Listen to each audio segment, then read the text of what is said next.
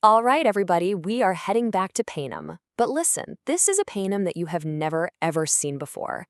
Today, we're going to unpack the brand new Hunger Games prequel, Sunrise on the Reaping, and let me tell you, this book is already changing how fans see the entire series. So let's dive right in.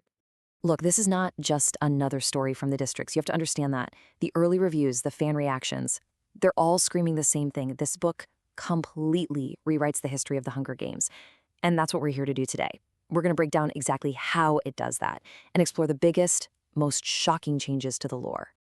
Okay, so first things first, let's get our bearings and figure out what this new chapter is really all about. So, this is, of course, from the brilliant mind of Suzanne Collins herself. And get this, it's set decades, we're talking decades, before Katniss Everdeen ever volunteered as tribute. The book has already become a massive hit, and for good reason.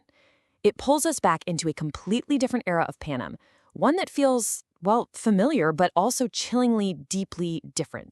And right at the very heart of this strange new Panem is a face you know all too well, but seen through a completely new lens. Because we're not meeting the mentor this time, no, we're meeting the tribute.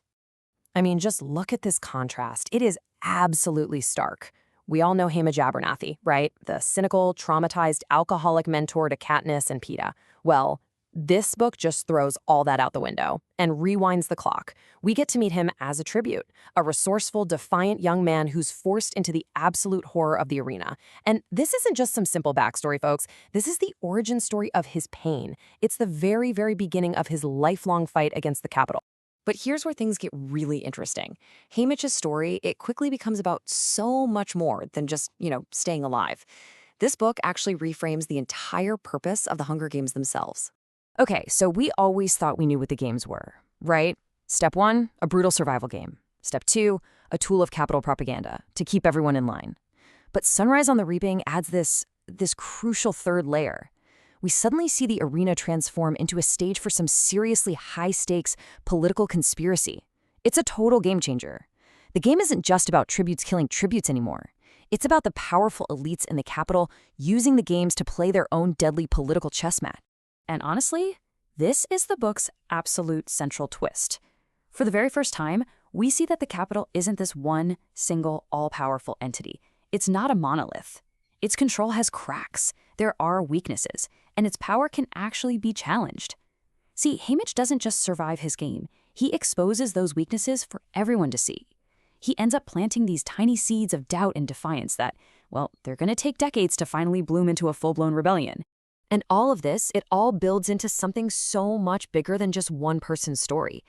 This book, it's the essential bridge. It's what connects the Panem of the past to the revolution we all know is coming. Yeah, people are calling this a bridge novel. And what does that mean? Well, its whole job is to connect two totally different eras. It's not just giving us Haymitch's backstory. No, it's explaining the why.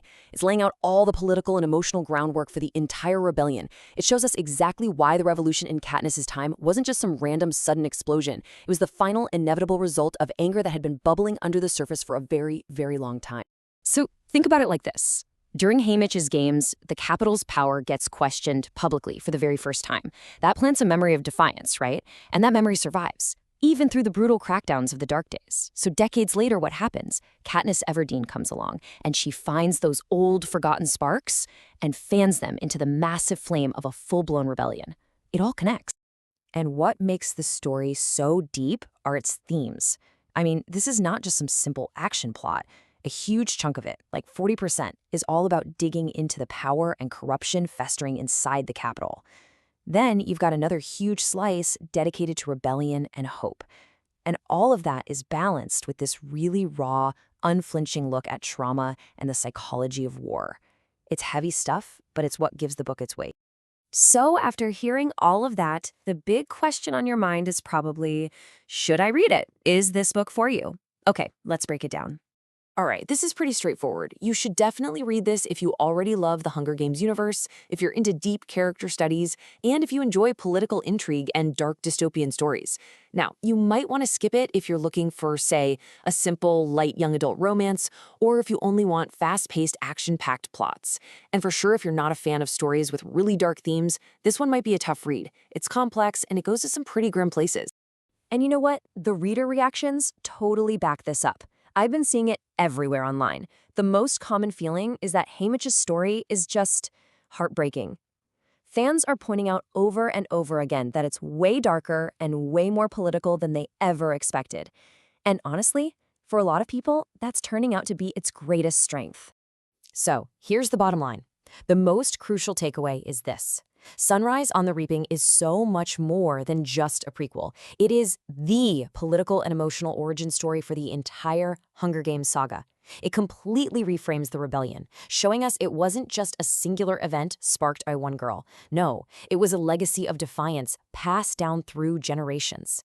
And that leaves us with a really fascinating question to chew on, doesn't it? Knowing where that first spark of rebellion really came from, does that make Katniss's eventual victory feel more inevitable or maybe less? Was she really the singular hero of the moment, or was she just the final crucial step in a long game that began with Haymitch Abernathy all those years ago? It's definitely something to think about. Thanks so much for joining me for this explainer.